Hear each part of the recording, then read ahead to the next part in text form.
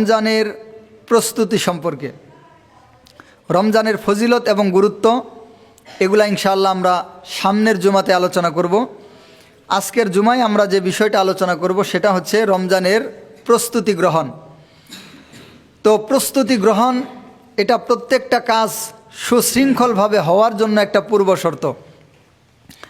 কারণ প্রস্তুতির সাথে যে কাজটা করা হয় এই কাজটার মধ্যে ভুল এবং ত্রুটি কম হয়, আর প্রস্তুতি ছাড়া যে কাজগুলো করা হয় এই সমস্ত কাজের মধ্যে ভুল এবং ত্রুটি খুব বেশি হয়। আর যেই কাজ যত গুরুত্বপূর্ণ, যেই বিষয় যত গুরুত্বপূর্ণ, সেই কাজ এবং সেই বিষয়টা পালন করার জন্য তার প্রস্তুতিটাও তত গুরুত্বপূর্ণ। যদি কাজটা ছোটো হয় তাহলে তার প্রস্তুতিও ছোটো হবে, যদি কাজটা আরেকটু বড় হয় তাহলে তার প্রস্তুতিও আরেকটু গুরুত্বের সাথে হবে, আর কাজটা যদি অনেক গুরুত্বপূর্ণ হয়, যেটা অতুলনীয় গুরুত্বপূর্ণ হয়, তাহলে তার প্রস্তুতিটাও ওই রকম অতুলনীয় গুরুত্বপূর্ণ হতে হবে। আর রমজানের বিষয়টা এটা আল্লাহ সুবহানাহু ওয়া তাআলার কাছে কত বেশি গুরুত্বপূর্ণ, এই বিষয়টা যদি আমরা আল্লাহ সুবহানাহু ওয়া তাআলার নবী সাল্লাল্লাহু আলাইহি ওয়াসাল্লাম যেই সমস্ত কথা রমজান সম্পর্কে 1450 বছর পূর্বে আমাদেরকে বলে গেছেন, সেই দিকে যদি আমরা খেয়াল করি তাহলে বিষয়টা আমাদের কাছে আরও স্পষ্ট হয়ে যায়। যেমন সহিহ বুখারীতে আমরা একটা হাদিস দেখতে পাই, আল্লাহর নবী সাল্লাল্লাহু আলাইহি ওয়াসাল্লাম বলেছেন, হযরত আবু হুরায়রা রাদিয়াল্লাহু তাআলা আনহু, হাদিসের সম্রাট হযরত আবু হুরায়রা রাদিয়াল্লাহু তাআলা আনহু, মুহাদ্দিস বর্ণনা, যারা হাদিস বর্ণনা করেছেন সেই হাদিস বর্ণনাকারী সমস্ত কুলের সম্রাট হযরত আবু হুরায়রা রাদিয়াল্লাহু তাআলা আনহু তিনি বর্ণনা করছেন, আল্লাহর নবী সাল্লাল্লাহু আলাইহি ওয়াসাল্লাম বলেছেন, কুল্লু আমাল ইবনি আদম লাহু, কুল্লু আমাল ইবনি আদম লাহু। আল্লাহর নবী সাল্লাল্লাহু আলাইহি ওয়াসাল্লাম বলতেছেন, বনি আদমের সমস্ত আমলগুলা লাহু, তার জন্য। এই লাহু তার জন্য অর্থটা কি? এই লাহু শব্দের অর্থ হচ্ছে প্রত্যেকটা আমলের নির্দিষ্ট সওয়াব নির্ধারিত, অর্থাৎ কুল্লু আমাল ইবনি আদম লাহু, অর্থাৎ সমস্ত বনি আদমের, সমস্ত আদম সন্তানের সমস্ত আমলগুলা তার নির্দিষ্ট সওয়াব সে পাবে। মানে প্রত্যেকটা আমলের এক একটা নির্দিষ্ট সওয়াব আছে, নির্দিষ্ট নেকি আছে, একটা নির্দিষ্ট পরিমাণ আছে। ইল্লা সৌম, ইল্লা সিয়াম, কিন্তু রোজা, কিন্তু রমজানের রোজা, ফা ইন্নাহু লি ওয়া আনা আজিজি বিহি, এই রোজা হচ্ছে আমার জন্য, আর এর প্রতিফল, এর প্রতিদান, এর বিনিময় আমি নিজে। সুবহানাল্লাহি ওয়া বিহামদিহি। কথাটা একটু খেয়াল করার মতো বিষয়, অনেক গুরুত্বপূর্ণ একটা বিষয়, এই বিষয়টা অন্তরে ধারণ করার মতো একটা বিষয়। আল্লাহ সুবহানাহু ওয়া তাআলা যে রমজান আমাদেরকে দিতেছেন, আমি রমজানে আল্লাহর ইবাদত করি আর না করি, রমজান কিন্তু চলেই যাবে। আমি রমজানে আমার জীবনের গুনাহ মাফ করানোর জন্য চেষ্টা করি আর না করি, রমজান কিন্তু চলেই যাবে। আমি রমজানের যথাযথ মূল্যায়ন করি আর না করি, রমজান কিন্তু চলেই যাবে। কিন্তু এই যে রমজান, এই যে সিয়াম, এই যে রোজা, এগুলা কত বড় গুরুত্বপূর্ণ, এই রমজান কতটুকু গুরুত্বপূর্ণ, কি নিয়ে এসেছে আমাদের সামনে, এই বিষয়টা যারা বুঝবে তারা এই কাজটাকে, এই রমজানটাকে ওই রকম মূল্য দিতে পারবে। আর যারা বুঝবে না তারা মূল্য দিতে পারবে না। যেমন হীরার টুকরা যারা চিনে তারা হীরার টুকরার মূল্য দিতে জানে, আর যারা হীরার টুকরাকে চিনে না ওরা ওটাকে অন্যান্য কাচের টুকরার মতো মনে করে ওইটাকে যথায় তথায় ফেলে রাখবে এবং এর কোনো মূল্যায়ন তারা করবে না, কারণ এরা হীরার টুকরাটাকে চিনে না। তো রমজানের আজমত, রমজানের গুরুত্ব, রমজানের বরত্ব যারা চিনে তারা রমজানের গুরুত্ব দিতে পারবে, আর যারা চিনবে না তারা রমজানের গুরুত্বও দিতে পারবে না। তো আল্লাহর নবীর এই হাদিসটা সহিহ বুখারীতে বর্ণিত, আল্লাহর নবীর এই হাদিস হযরত আবু হুরায়রা রাদিয়াল্লাহু তাআলা আনহু বর্ণনাকারী, এই হাদিসটা আমাদেরকে চোখে আঙ্গুল দিয়ে দেখিয়ে দিচ্ছে রমজান মাস, সিয়ামের মাস, এটা কত বড় গুরুত্বপূর্ণ, কতটুকু গুরুত্বপূর্ণ। আল্লাহর নবী নিজে বললেন যে কুল্লু আমাল ইবনি আদম লাহু, প্রত্যেক বনি আদমের প্রত্যেক আমলের এবাদত নির্ধারিত, নির্দিষ্ট পরিমাণ এবাদত সে, নির্দিষ্ট পরিমাণ সওয়াব সে পাবে। ইল্লা সিয়াম, কিন্তু একমাত্র সিয়াম, একমাত্র রোজা। ফাইন্নাহু লি, এই রমজানের রোজা হচ্ছে আমার জন্য। আর ফাইন্নাহু লি ওয়া আনা আজজি বিহি, এই রমজানের রোজা হচ্ছে আমার জন্য, আর এর প্রতিদান আল্লাহ তাআলা এরকম বলেন নাই যে এর প্রতিদান এরকম, এর প্রতিদান এতটুকু, এর সওয়াব এতটুকু, এর সওয়াব এরকম, এরকম না বলে আল্লাহ স্বয়ং বললেন ওয়া আনা আজজি বিহি, আর এই রোজার বদলা, রোজার প্রতিফল, রোজার সওয়াব, রোজার প্রতিদান আমি আল্লাহ নিজে। তাহলে এই কথাটা কতটুকু গুরুত্বপূর্ণ যারা অনুধাবন করতে পেরেছেন, আশা করি আপনারা বুঝতে পেরেছেন। আল্লাহর নবী এরপরেও বললেন আসিয়ামু জুন্নাহ, ও দুনিয়ার মানুষেরা, ও আমার উম্মতেরা, এই সিয়ামকে কোনোভাবেই অন্যান্য আবাদতের মতো করে দেখা যাবে না। অন্যান্য ফরজ আবাদত যেগুলো আছে যার যার জায়গায় অনেক গুরুত্বপূর্ণ, তবে রমজানটা আরেকটু স্পেশাল গুরুত্বপূর্ণ, এর কিছু স্পেশালিটি আছে।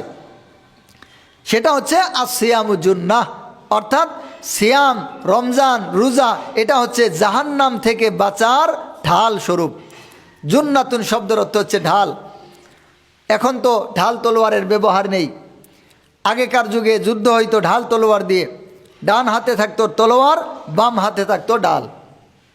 তলোয়ার দিয়ে সে অন্যকে আঘাত করত, শত্রুকে আঘাত করত, আর ঢাল দিয়ে সে নিজে বাঁচত, নিজের শরীরকে বাঁচাতো।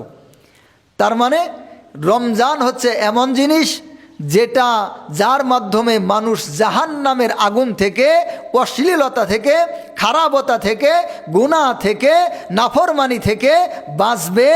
আল্লাহ সুবহানাহু ওয়া তাআলার জাহান্নাম থেকে বাঁচবে, জান্নাতের অধিবাসী হবে। এটা হচ্ছে রোজার বিষয়, এটা হচ্ছে রোজার মৌলিক বিষয়। তো এই জন্য আল্লাহর নবী সাল্লাল্লাহু আলাইহি ওয়াসাল্লাম বললেন আসিয়ামু জুন্নাহ, আর রোজাটা হচ্ছে জাহান্নাম থেকে বাঁচার ঢাল। তো এখান থেকে আমরা বুঝতে পারতেছি রমজানের গুরুত্ব এবং ফজিলত এটা কতটুকু। এবং যেহেতু আমরা এখানে এই কথাটা শুনতে পেলাম যে আল্লাহ সুবহানাহু ওয়া তাআলার নবী এই রকম কথা বললেন, এই কথাটা আল্লাহর নবী বলেছেন, স্বয়ং আল্লাহ তাআলা বলেছেন। এই কথাটা আল্লাহর নবী আল্লাহর কথা বলেছেন। হাদিসটা হচ্ছে এরকম, হযরত আবু হুরায়রা রাদিয়াল্লাহু তাআলা আনহু বলেছেন ক্বালা রাসূলুল্লাহ সাল্লাল্লাহু আলাইহি ওয়াসাল্লাম, আবার রাসূল সাল্লাল্লাহু আলাইহি ওয়াসাল্লাম বলেছেন ক্বালা আল্লাহু তাআলা। আল্লাহর নবী আবার বলেছেন ক্বালা আল্লাহু তাআলা, আল্লাহ তাআলা বলেছেন। এই কথাটা আল্লাহ তাআলা স্বয়ং বলেছেন, আল্লাহর কথাটা আল্লাহর নবী সাল্লাল্লাহু আলাইহি ওয়াসাল্লাম তার জবানে বলেছেন। আর এখানে আল্লাহ সুবহানাহু ওয়া তাআলা যে বললেন যে এই সিয়ামটা হচ্ছে আমার জন্য, ইল্লা সিয়াম ফাইন্নাহু লি, এই যে রোজা এটা হচ্ছে আমার জন্য। আচ্ছা, তাহলে নামাজ, হজ, যাকাত, অন্যান্য যে ইবাদতগুলো আছে এগুলা কি আল্লাহর জন্য নয়? এগুলো আমরা কার জন্য করি? এগুলাও তো আল্লাহর জন্যই করি, ওগুলাও তো আল্লাহরই, আল্লাহর দেওয়াই ইবাদত। তো আল্লাহ তাআলা শুধুমাত্র রমজানের ব্যাপারে, শুধুমাত্র রোজার ব্যাপারে, শুধুমাত্র সিয়ামের ব্যাপারে এই কথা কেন বললেন যে সিয়াম হচ্ছে আমার জন্য? ফাইন্নাহু লি, এই সিয়াম হচ্ছে আমার জন্য। আল্লাহ তাআলা এটা কেন বললেন?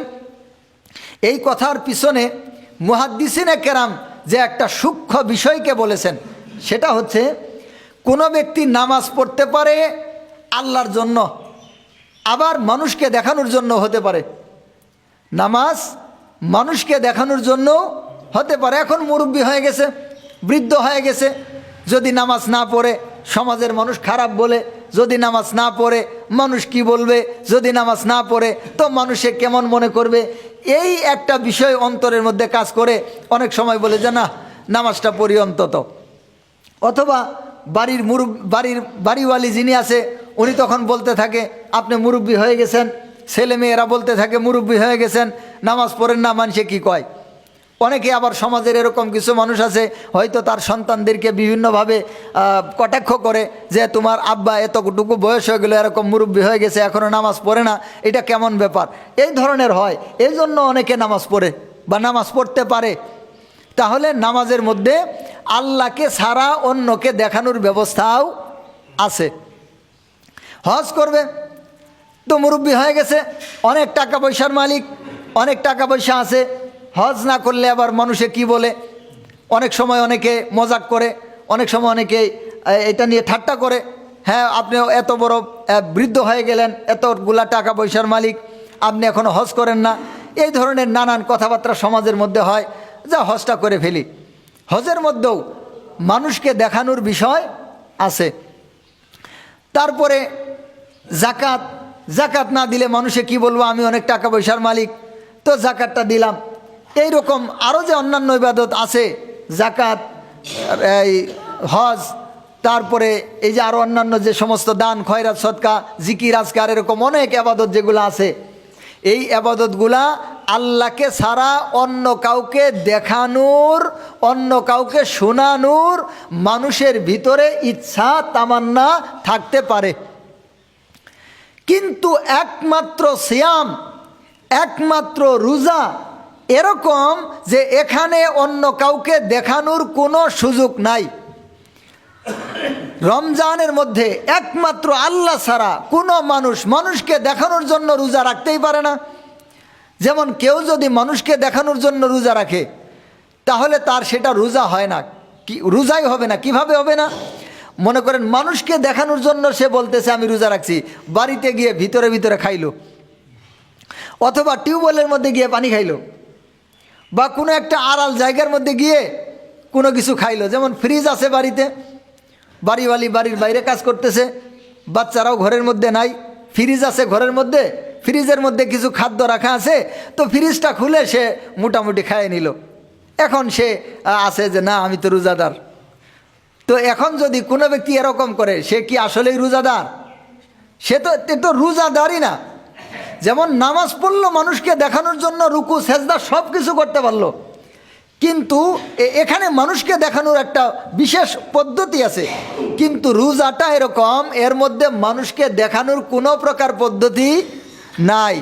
এই জন্য মুহাদ্দিসিনে কেরাম বলছেন, আল্লাহর নবী সাল্লাল্লাহু আলাইহি ওয়াসাল্লাম যে কথাটা বলেছেন, সহিহ বুখারী থেকে শুরু করে আরও অন্যান্য গ্রন্থে যে হাদিসটা এসেছে, যে ইল্লা সৌমা ইল্লা সিয়ামা, একমাত্র কেবলমাত্র শুধুমাত্র এই সিয়াম, ফা ইন্নাহু লি ওয়া আনা আজিজি বিহি, এই রোজা হচ্ছে একমাত্র আমার জন্যই। কারণ মানুষকে দেখানোর জন্য রোজা রাখতে পারে না, মানুষকে দেখানোর জন্য রোজা রাখাই সম্ভব না। এই জন্য আল্লাহ সুবহানাহু ওয়া তাআলা এই কথা বলেছেন যে রোজা হচ্ছে আমার জন্য। আর এই জন্যই আল্লাহ সুবহানাহু ওয়া তাআলা বলতেছেন, এই রোজার সওয়াব এত এত, এই পরিমাণ, এরকম কোনো পরিমাণ আল্লাহ বলেন নাই। আল্লাহ বললেন যে আমি এর বদলা, আনা আজিজি বিহি, আমি নিজেই এর বদলা, আমি নিজেই এর প্রতিদান। সুবহানাল্লাহি ওয়া বিহামদিহি। তো এখান থেকে আমরা রমজানের যে রমজানটা কি জিনিস, এই রোজাটা কি জিনিস, এখান থেকে বুঝতে পারলাম। আরেকটা বিষয়, সেটা ইবনু মাজার মধ্যে আরেকটা হাদিস এসেছে। এই হাদিসটাও বর্ণনা করেছেন হযরত আবু হুরায়রা রাদিয়াল্লাহু তাআলা আনহু। হযরত আবু হুরায়রা রাদিয়াল্লাহু তাআলা আনহু বলতেছেন, রুব্বা সাইমিন লাইসা মিন সিয়ামিহি ইল্লাল জু'। রুব্বা সাইমিন, এমন অনেক রোজাদার আছে, লাইসা মিন সিয়ামিহি, তাদের রোজা থেকে কোনোই ফায়দা নাই, ইল্লাল জু', শুধুমাত্র তারা উপবাস থাকা ব্যতীত, উপবাস থাকা ব্যতীত, না খেয়ে থাকা ব্যতীত, আমাদের সমাজে যেটা বলে উভেশ পারা, এই উভেশ পারা ছাড়া একদল মানুষের রোজার কোনোই লাভ নাই, রোজার কোনোই ফায়দা নাই। বিষয়টা কেমন?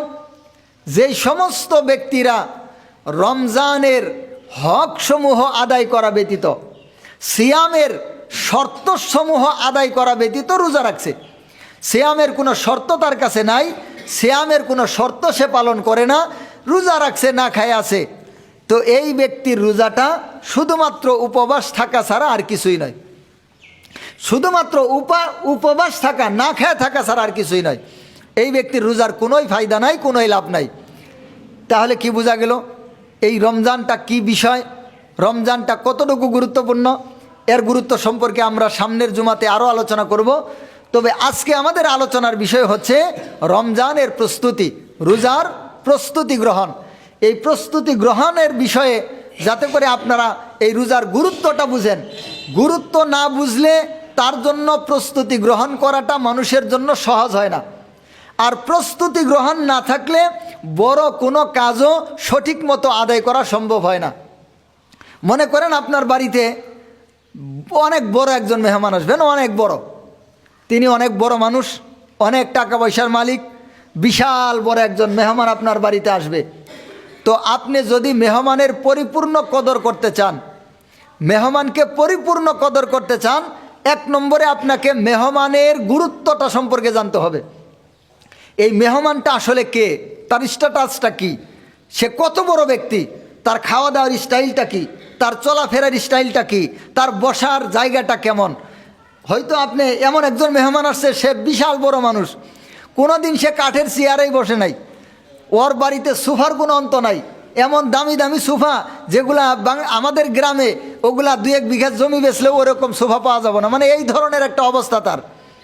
তো ওই রকম সোফায় সে বসে, সে এমন উচ্চমানের খাদ্য খায় যেগুলা তার রান্নাবান্নার স্টাইলই আলাদা হয়, তার খানার মানই আলাদা হয়, তার বসা, তার শোয়া, তার বিছানা এগুলা সব উন্নত মানের। তো এই রকম একজন মেহমান যদি আপনার বাড়িতে আসে আর আপনি যদি তার বসার জন্য কাঠের চেয়ারের ব্যবস্থা করেন, এবার চিন্তা করে দেখেন তো মেহমানের দশা কি। এই মেহমান জীবনে কাঠের চেয়ারে বসেই নাই। এই কাঠের চেয়ার যদি এসে আপনি দেখে যে আপনি তার জন্য কাঠের চেয়ারের ব্যবস্থা করছেন, এই মেহমান খুশি হবে নাকি বেজার হবে? কেমন বেজার হবে? বলবে যে আরে এটা কার বাড়িতে আসলাম, এটা তো কোনো মানুষই না, এটা তো কোনো মানুষই না, এ তো মানুষই চিনে না, মানুষের কদরই করতে পারে না, মানুষের সম্মানই বুঝে না। আমি একজন ব্যক্তি আসছি এর বাড়িতে বেড়াইতে, আরে আমার জন্য কাঠের চেয়ারের ব্যবস্থা করছে, আর আপনি এমন এক চৌকিতে তাকে থাকতে দিলেন, সমস্ত ঝুলি খেতা ওই চৌকির মধ্যে রাখা আছে, তো বেচারা ওখানে বসবে? আমরা থাকি সব সময়, অনেক সময় আমাদের ঘরে গরু, ছাগল, হাঁস, মুরগি অনেক কিছুই থাকে, অনেক কিছুর গন্ধ কিন্তু আমাদের অনেকের ঘরে আছে, কিন্তু আমাদের কাছে এই গন্ধটা এখন সয়ে গেছে, আমাদের কাছে গন্ধ আর লাগে না। গন্ধ আসলে আছে গোয়াল ঘরের পাশে যাদের ঘর, মানে শোয়ার ঘর আর গোয়াল ঘর একখানে, গোয়াল ঘরের গন্ধ আসে না? কিন্তু যেই ব্যক্তি গোয়াল ঘরের পাশের ঘরে ঘুমাইতেছে, সে কি কোনদিন কয় গন্ধ বাড়াইছে? সে কোনোদিন বলবে না। কেন? থাকতে থাকতে তার অভ্যাস হয়ে গেছে। এখন এই গন্ধ তার কাছে আর গন্ধ লাগে না, এটা সয়ে গেছে। ওই যে আপনাদেরকে হয়তো বলেছিলাম, একটা ধনী ঘরের মেয়ে, সে বিবাহ হয়েছে মোটামুটি একটু গরিব ঘরে। তো ওই বাড়িতে পোলট্রি আছে না, যে লেয়ার মুরগি, এই পোলট্রি মুরগির ইয়া করে ওরা, মানে পোলট্রি মুরগির পালে তারা, ফার্ম আছে, ফার্ম। তো এখন এই পোলট্রি মুরগির ফার্ম তাদের বাড়িতে, পোলট্রি মুরগির ফার্ম থেকে সব সময় গন্ধ বাড়িতে, একদম স্পেশাল গন্ধ বাড়িতে আসে। তো এখন এই নতুন বউ যখন বিয়ে হয়ে এই বাড়িতে আসছে, আসার পরে আহা, তার অবস্থা খুব খারাপ। সে এখন নাকি ধরবে না মুখই ধরবে, নাক ছেড়লে মুখ দিয়ে বমি আসতে চায়, মুখ ধরলে নাক দিয়ে গন্ধ ঢুকে। তো এখন তার সমস্যার শেষ নাই, নাক ধরবে না মুখ ধরবে, সে কিনারা পাইতেছে না। তো এরকমভাবে এখন বিয়ে হয়েছে, এই বাড়িতে থাকাই তো লাগবে।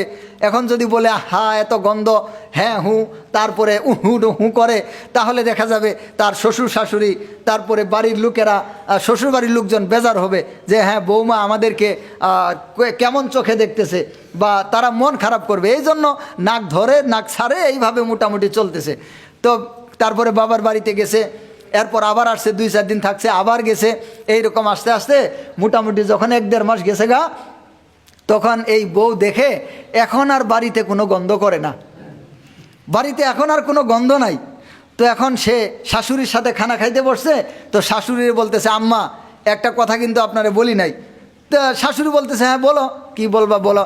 কই আম্মা দেখছেন আমার কি একটা অবস্থান, আমার কি একটা ভাগ্য, বা আমার কি একটা কেরামতি। আমি যখন আপনাদের বাড়িতে আসছি, দেখেন 2 মাস চলে গেছে মাত্র, এখনই কিন্তু পোলট্রি মুরগির গন্ধ আর বাড়িতে আসে না। পোলট্রি মুরগির গন্ধ এখন আর বাড়িতে আসে না। তো এখন শাশুড়ি বলতেছে বৌমা এটা তোমার কোনো কেরামতি না, এটা তোমার কোনো বরকত না, আসলে গন্ধ আগের মতোই আছে, এখনও আছে, কিন্তু তোমার নাক হয়ে গেছে। তো এখন তোমার নাকের মধ্যে আর সমস্যা হইতেছে না। আসলে গন্ধের জায়গায় আছে, গন্ধ এখনও আছে, কিন্তু তোমার নাক সয়ে যাওয়ার কারণে এখন আর তোমার কাছে গন্ধ মনে হয় না।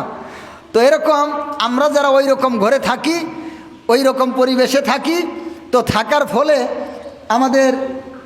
আমাদের কাছে গন্ধ অনেক সময় সয়ে যায়। কিন্তু ওই মেহমান যখন আসছে তার কাছে তো আর এই গন্ধ সয়ে গেছে না। মেহমানকে যদি ওই রকম ঘরে আপনি থাকতে দেন, তাহলে মেহমান অন্তরের মধ্যে কষ্ট পাবে। মেহমান তখন বলবে, আরে এটা কার বাড়িতে আসলাম, এ তো মেহমানের কোনো সম্মানও বুঝে না, কদরও বুঝে না। তো এই জন্য যদি আপনার বাড়িতে অনেক বড় একজন মেহমান আসে আর আপনি যদি তাকে পরিপূর্ণ কদর করতে চান, তাহলে তার গুরুত্ব সম্পর্কে আপনাকে জানতে হবে। আর গুরুত্ব সম্পর্কে জানার পরে আপনি তাকে যথা উপযুক্ত সম্মান, শ্রদ্ধা এবং তার যথা উপযুক্ত পরিস্থিতি, পরিবেশ দিতে হবে। তো এই জন্য এই রমজান মাস কতটুকু গুরুত্বপূর্ণ, এই বিষয়টা আপনাদের সামনে কিছুটা আলোকপাত করলাম। আরেকটা কথা আমি আপনাদেরকে, আরেকটা হাদিসের একটা অংশ আপনাদেরকে আমি শোনাবো। সেটা হচ্ছে আত-তারগিব ওয়াত তারহিব। এই কিতাবের মধ্যে একটা হাদিস এসেছে, আল্লাহর নবী সাল্লাল্লাহু আলাইহি ওয়াসাল্লাম একদিন এই মিম্বার যে আছে, এই যে যেখানে আমি বসে আছি, মিম্বারের মধ্যে উঠতেছেন। তো আল্লাহর নবী সাল্লাল্লাহু আলাইহি ওয়াসাল্লাম যখন মিম্বারের প্রথম সিঁড়িতে পা রাখলেন, ফালাম্মা রাকিয়া দারাজাতান, যখন আল্লাহর নবী প্রথম সিঁড়িতে পা রাখলেন, আল্লাহর নবী বললেন আমিন। আবার যখন আল্লাহর নবী পা রাখলেন দ্বিতীয় সিঁড়িতে, ফালাম্মা রাকিয়া সালিসাতান, যখন দ্বিতীয় নম্বর সিঁড়িতে যখন পা রাখলেন, তখন আল্লাহর নবী সাল্লাল্লাহু আলাইহি ওয়াসাল্লাম বললেন আমিন। এরপর আবার যখন তৃতীয় সিঁড়িতে যখন আল্লাহর নবী পা রাখলেন, আল্লাহর নবী তখনও বললেন আমিন। তো এখন আল্লাহর নবী খুতবা দিছেন, শেষ হয়ে গেছে। তখন সাহাবায়ে কেরামরা জিজ্ঞাসা করতেছেন, ইয়া রাসূলুল্লাহ, আজকে এমন একটা কাজ আপনার থেকে দেখলাম আমরা, এই রকম কোনো কাজ এর আগে আপনার থেকে আমরা দেখি নাই। তো আপনি তিনটা সিঁড়িতে যখন পা রাখলেন, তিনবার আপনি আমিন বললেন, এই বিষয়টা আসলে কি, এর ভেদটা আসলে কি, এর মর্মটা আসলে কি? তো আল্লাহ নবী সাল্লাল্লাহু আলাইহি ওয়াসাল্লাম বললেন, ও আমার সাহাবীরা শোনো, আমি যখন প্রথম সিঁড়িতে পা রাখি, জিব্রাইল আলাইহিস সালাম এসেছিলেন। তিনি আমাকে বললেন, ওই সমস্ত ব্যক্তিরা ধ্বংস হয়ে যাক যারা রমজান পাওয়ার পরেও, রমজান পেয়েও রমজানের যথা উপযুক্ত কদর করে, রমজানের রোজা পালন করে জীবনের গুনাহগুলা মাফ করায় নিতে পারল না। বাউদা মান আদরাকা রমাদানা ওয়ালাম ইউগফার লাহু, ওই সমস্ত ব্যক্তি ধ্বংস হয়ে যাক যারা রমজান পাওয়ার পরেও জীবনের গুনাহগুলা মাফ করায় নিতে পারল না। আল্লাহর নবী বললেন আমিন। দ্বিতীয় সিঁড়িতে পা রাখার সময় জিব্রাইল বলেছিলেন দরুদ শরীফের কথা। তৃতীয় সিঁড়িতে পা রাখার সময় জিব্রাইল বলেছিলেন পিতামাতার সম্মানের কথা। এই বিষয় ইনশাআল্লাহ আমরা সামনে আলোচনা করব। তো আমি শুধু আজকে এই বিষয়টা বুঝাইতে চাচ্ছিলাম যে রমজানের পরিপূর্ণ কদর যদি আমরা করতে চাই, তাহলে রমজানের প্রস্তুতি আমাদের জানতে হবে। রমজানের জন্য প্রস্তুতি আমাদের গ্রহণ করতে হবে উপযুক্তভাবে। আর রমজানের প্রস্তুতি গ্রহণ করার জন্য রমজানের বরত্ব সম্পর্কে আমাদের জানতে হবে। এই জন্য আমি মোটামুটি তিনটা হাদিস থেকে, ইবনু মাজা, সহিহ বুখারী, ইবনু মাজা, আত-তারগিব ওয়াত তারহিব, এই তিনটা গ্রন্থ থেকে তিনটা হাদিস আপনাদেরকে শোনাইলাম, যাতে করে আপনারা এর গুরুত্বটা অনুধাবন করতে পারেন। এখন আসেন, প্রস্তুতিটা কি? রমজানের জন্য তিন প্রকার প্রস্তুতি গ্রহণ করতে হয়। কয় প্রকার? তিন প্রকার প্রস্তুতি গ্রহণ করতে হবে আমাদের সকলকে।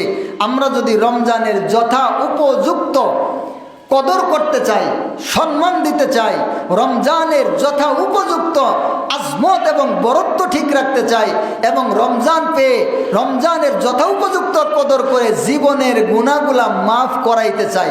আচ্ছা, আমরা কি আল্লাহ তাআলা যেন আমাদের রমজানের শেষ দিন আল্লাহ তাআলা যেন আমাদের গুনাহগুলা মাফ করে দেন, এটা কি আমরা চাই না?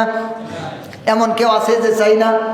আমরা সবাই চাই যে রমজানের মধ্যে যেন আল্লাহ তাআলা আমাদের জিন্দেগির সমস্ত গুনাহ খাতাগুলো মাফ করে দেন। তো এই জন্য আমাদের রমজানের তিন প্রকার প্রস্তুতি গ্রহণ করতে হবে। আর্থিক প্রস্তুতি, আত্মিক প্রস্তুতি, শারীরিক প্রস্তুতি। এক নম্বর আর্থিক প্রস্তুতি। আর্থিক প্রস্তুতি মানে অর্থগত প্রস্তুতি, সেটা কেমন? সেটা হচ্ছে আমরা রমজানের মধ্যে যদি সেহরি এবং ইফতারে খুব নরমাল খানা খাই তাহলে কিন্তু রোজা রাখা একটু কঠিন হতে পারে। আপনি হয়তো সাহারির মধ্যে খাইলেন একদম আলু ভর্তা, শুটকি ভর্তা বা এরকম কিছু শাক টাক এই জাতীয় কিছু খাইলেন, দেখা গেল খাইতে বেশি পারলেন না, মানে তেমন খাইতে পারলেন না, পেটটাও ভরল না আপনার। দুপুর যাওয়ার সাথে সাথে পেটের মধ্যে কান্নাকাটি শুরু হবে, পেট বলতে থাকবে আমি আর পারলাম না, ঠিক কিনা? তারপরে অনেক সময় এমন কিছু জিনিস আছে যেগুলো খাইলে আবার গ্যাস বাড়ে, এই ধরনের কিছু যদি খান তাহলে দেখা যাবে বিকাল পর্যন্ত আপনার 12টা বেজে গেছে। তো এই জন্য আমাদের কিছু আর্থিক প্রস্তুতির বিষয় আছে, যাতে করে আমরা এখন কিছু টাকা পয়সা রমজানের জন্য আলাদাভাবে রাখতে পারি। রমজান মাসে প্রস্তুতির জন্য আলাদা কিছু টাকা পয়সা আমরা সংরক্ষণ করি, এই টাকাটা রমজানের মধ্যে খরচ করব ইনশাআল্লাহ। ইফতারের মধ্যে একটু ভালো খাওয়া, বিশেষ করে সাহারির মধ্যে একটু বেশি খাওয়া। কিন্তু ইফতার তো আমাদের দেশে মুশকিল অবস্থা, দুনিয়ার সব রকমের এই গ্যাসের জিনিসপত্র খায় সব ইফতারির মধ্যে, মুড়ি, তারপরে পেঁয়াজু, তারপরে এই কত কিছু কি সমাচার। যারা এগুলো বানায় এরা আবার বেজার হবো না তো? আমি আমার কথা বলতেছি। তো এই রকম কিছু খাইলে কিন্তু গ্যাস, প্রচুর পরিমাণে গ্যাস হয়। তো এই জন্য এগুলা খান, কিন্তু একটু মানে করে খান, মানে একটু কমায় খান। কিন্তু আমরা খাই এগুলা দিয়ে, মুড়ি খেয়ে পেট ভরায় ফেলতেছে। তো এইরকম যেন না হয়, এগুলা একটু এড়িয়ে চলা। গ্যাস, বিশেষ করে গ্যাসের সমস্যা যাদের আছে, তো কিছুটা আর্থিক প্রস্তুতি আমরা গ্রহণ করে রাখবো। এরপরে হচ্ছে আত্মিক প্রস্তুতি, মানে অন্তর্গত প্রস্তুতি, অর্থাৎ ভিতরগত প্রস্তুতি, এটা নফসগত প্রস্তুতি। এই ধরনের প্রস্তুতি আমাদের গ্রহণ করতে হবে। নফসগত প্রস্তুতি সেটা হচ্ছে এই যে যারা বিভিন্ন খারাপ জিনিস খাওয়ার অভ্যাস আছে, বিড়ি, সিগারেট, জর্দা, এই ধরনের আরও কিছু যা আছে, এগুলা যাদের খাওয়ার অভ্যাস আছে, আপনি নিয়ত করেন রমজানের প্রস্তুতি হিসেবে আমি সবগুলাকে ছেড়ে দিলাম। নিয়ত করতে পারেন তো নাকি? এখন আবার আও করবো না, কারণ বলবো যে হুজুর এখন না কইলাম, খানিক পরে যখন নিশা উঠবো হুজুর তখন তো আর আপনি সামনে থাকবেন না, তখন কিন্তু চলবো গাড়ি, ভাড়া তখন শুরু হয়ে যাবো গা। না, আল্লাহর হস্তে বাদ দেন, ছেড়ে দেন, কিছুই নেই। যে আমরা যে খাই না, কি হয়েছে, মরে গেছি গা আমরা, বিড়ি খাই না, সিগারেট খাই না, পানও খাই না আমি, জর্দা তো ওগুলা মেলা দূরের কথা। তো আমার কি হয়েছে? আমি যে খাই না, তো আমার কি ক্ষতিটা হয়েছে? আর আপনি খায়ে কি লাভটা হয়েছে আপনার? এগুলা হুদাই ফাও, নষ্ট, অর্থ নষ্ট, টাকা নষ্ট, জীবন নষ্ট, এগুলা সব শুধুমাত্র নষ্ট। এটা হচ্ছে আর্থিক প্রস্তুতি। এখন যাদের গান শোনা, তারপরে যে সিনেমা দেখা, তারপরে নাটক, তারপরে এই সমস্ত বিষয়গুলো অনেক সময় এগুলো তো আর বাস্তবে হয় না, এখন মোবাইলে হয়। তো মোবাইলের মাধ্যমে এগুলা দেখা শোনা যাদের অভ্যাস আছে, ইনশাআল্লাহ বাদ দিয়ে দেন। যে এই সমস্ত কাজ রমজানের উপলক্ষে আমি বাদ দিয়ে দিলাম, ইনশাআল্লাহ এখন থেকেই বাদ দিলাম। রমজানে তো সমস্ত নাজায়েজ, নাপাকি, গুনাহের কোনো কথা শুনবো না, কোনো কাজ করব না, রমজানের পরেও করব না ইনশাআল্লাহ। আত্মিক প্রস্তুতি, এই ব্যাপারে আমরা সামনে আরেকটু আলোচনা করব, আজকে যেহেতু আমাদের সময় কম। আরেকটা হচ্ছে শারীরিক প্রস্তুতি, আমরা এই বিষয়গুলো সামনের জমাতে কিছু আলোচনা করবো। আল্লাহ তো